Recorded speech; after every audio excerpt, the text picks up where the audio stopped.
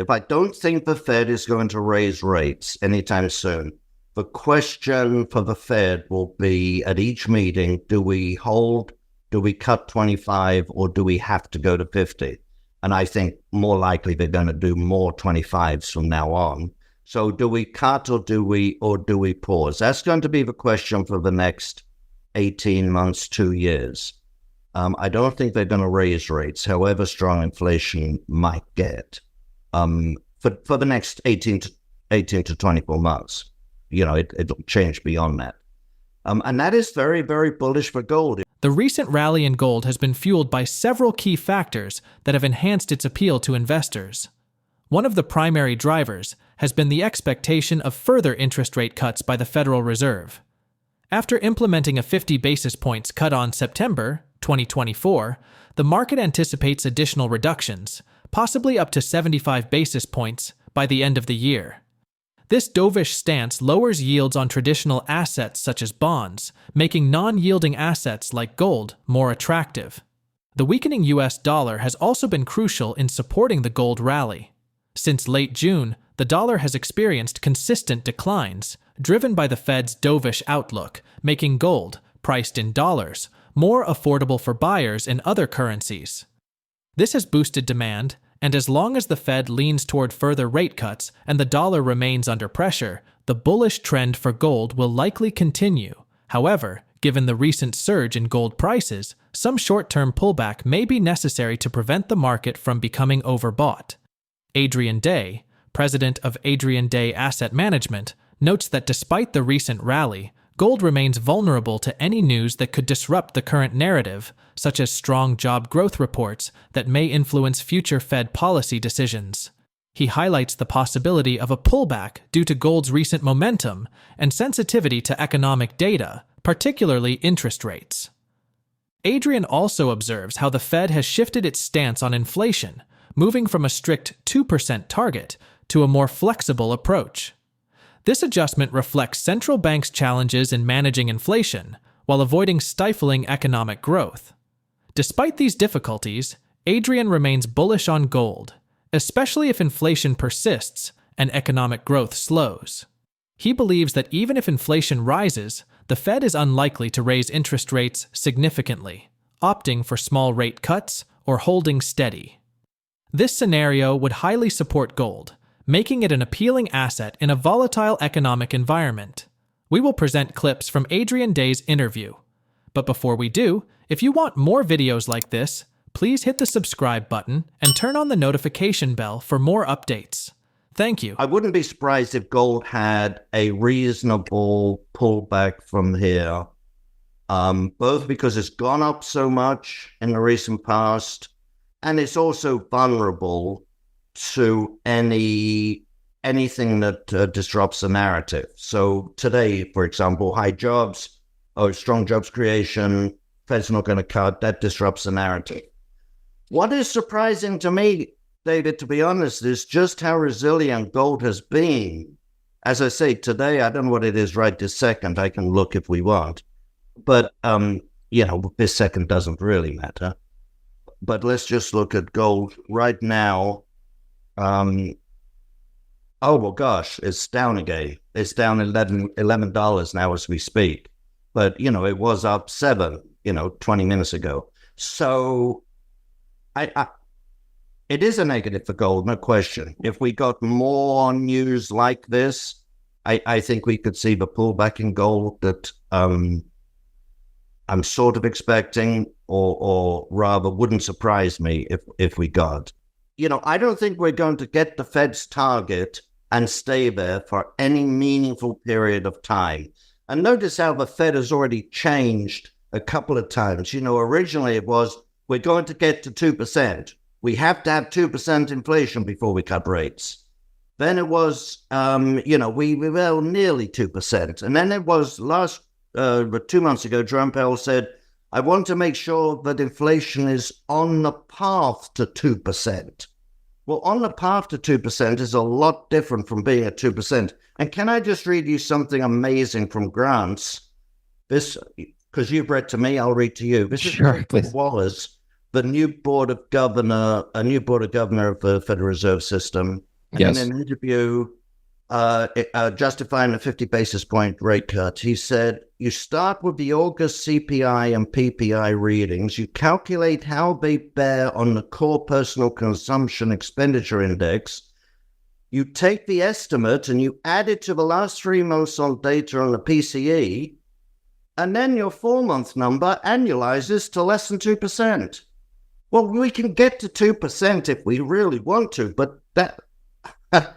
do you get the point I'm trying to make? I mean, we're not at 2% inflation. That's a rather convoluted Kafkaesque way of getting to your 2% inflation number.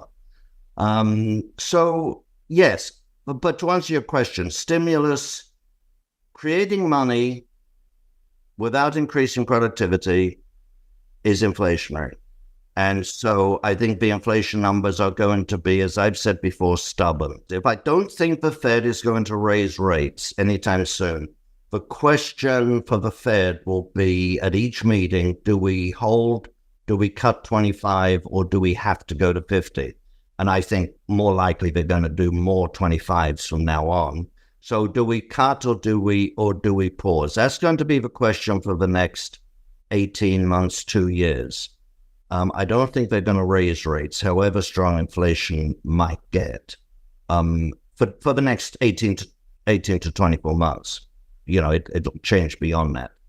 And that is very, very bullish for gold. If you have inflation stubborn, moving up, inching up, and you have an economy that, you have particularly employment, but you have an economy that weakens, that is very, very bullish for gold and gold stocks, as well as all the other factors we've got of central bank buying and,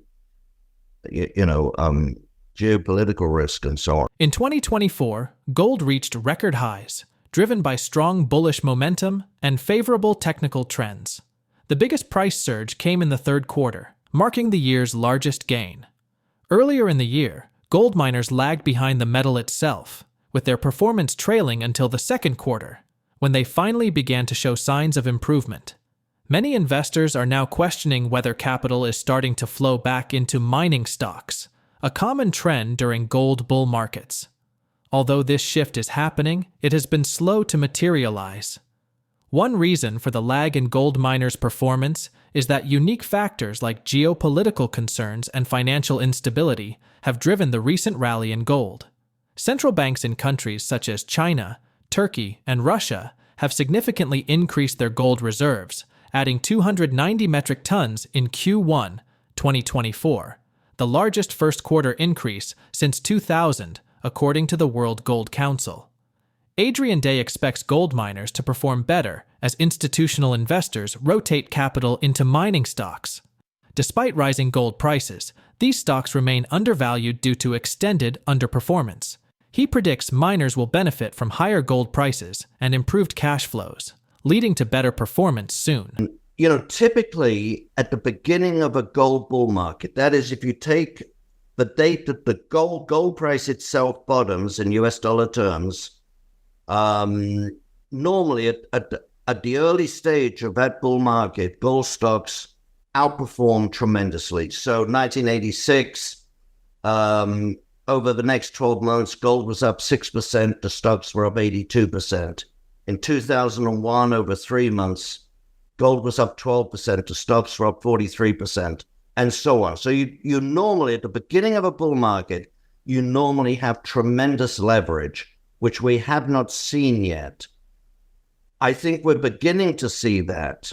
The reasons we haven't seen it, of course, everybody knows why gold has been going up for the last 2 years. And those reasons, central bank buying and Chinese buying, are nothing to do with the economic environment. They're to do with other factors, concerns about geopolitics and concerns about financial stability. And we are only just in the last 6 weeks, beginning to see the economic conditions in the US that are favorable to gold, meaning inflation high or inflation stable and perhaps moving up, interest rates moving down, so the positive rate coming down, the economy slowing. we're only just beginning to see those conditions that typically we see at the beginning of a gold bull market. So yes, we're beginning to see that turn, but I think we have a lot more to go. I mean, the numbers you point out there over the last 12 months, you could look at year to date, you could look at 6 months, and the greater performance of the gold stocks is very, very, very marginal. We haven't seen yet the kind of leverage that we normally see, and I think we will see, because the gold stocks remain cheap. They remain undervalued despite the price going up. You know, when you're a central bank in Turkey or in China or anywhere, Russia for that matter, you buy bullion. You do not buy Newmont or Agnico. And when you're a Chinese consumer concerned about the softness in your economy and the fragility of your banking system, you buy gold. You don't buy Agnico or Newmont. And so the reasons that gold has been going up for the last 2 years are nothing to do with the sort of normal economic factors that are conducive to gold moving up. The current bullish momentum in the gold market is driven by strong technical patterns and supportive macroeconomic factors, suggesting that prices may continue their upward trend soon. Projections indicate that gold could reach between $2,700 and $3,000 in Q4 2024. While a seasonal correction may occur this month or next, such a pullback could represent a favorable entry point for long-term investors. Do you agree with Adrian's predictions? Share your thoughts in the comments.